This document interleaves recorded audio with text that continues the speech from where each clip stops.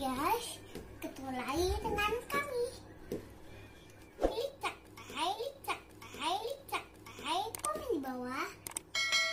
Lalu subscribe ya dari aku.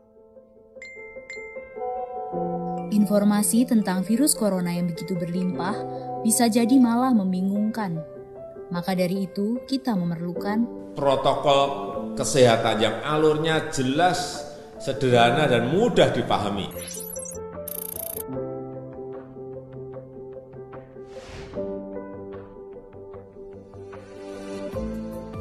Siapa yang berpotensi terpapar virus corona?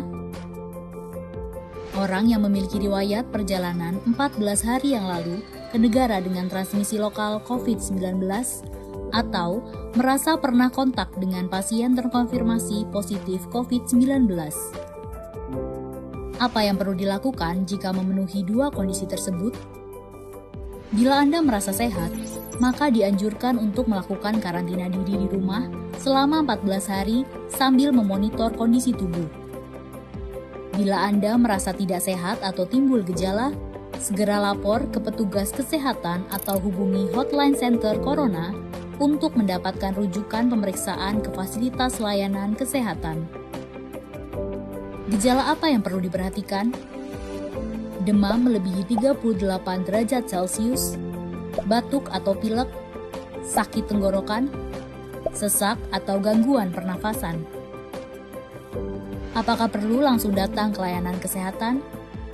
Apabila gejalanya ringan, utamakan menghubungi hotline center Corona atau rumah sakit rujukan terdekat untuk mendapatkan informasi mengenai langkah selanjutnya. Sambil mencari informasi, ini yang perlu dilakukan. Tetap hindari keluar dari rumah, istirahat yang cukup, banyak minum air putih dan makan makanan bergizi, mempraktekkan kebiasaan bersih seperti cuci tangan, dan membersihkan area-area yang tersentuh permukaan tangan. Gunakan masker agar percikan dari batuk atau bersin tidak mengenai orang lain, bahkan di dalam rumah sekalipun.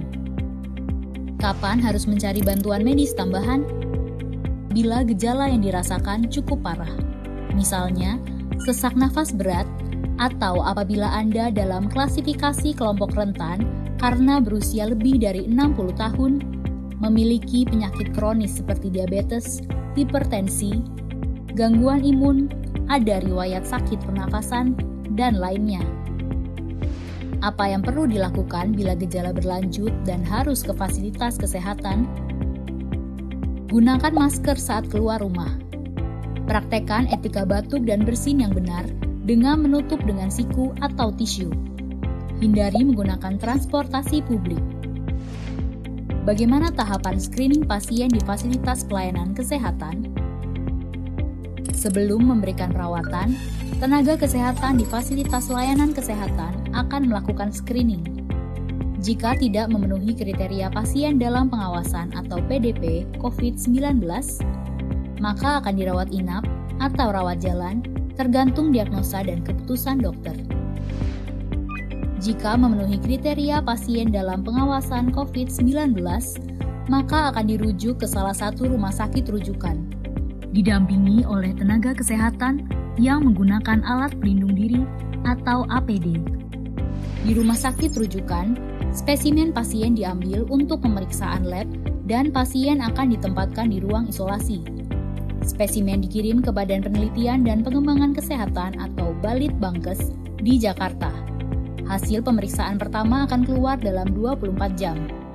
Jika hasilnya negatif, pasien akan dirawat sesuai dengan penyebab penyakit. Jika positif, maka pasien akan dinyatakan sebagai penderita COVID-19, diambil sampel setiap hari, dan baru akan keluar dari ruang isolasi jika pemeriksaan sampel 2 kali berturut-turut hasilnya negatif.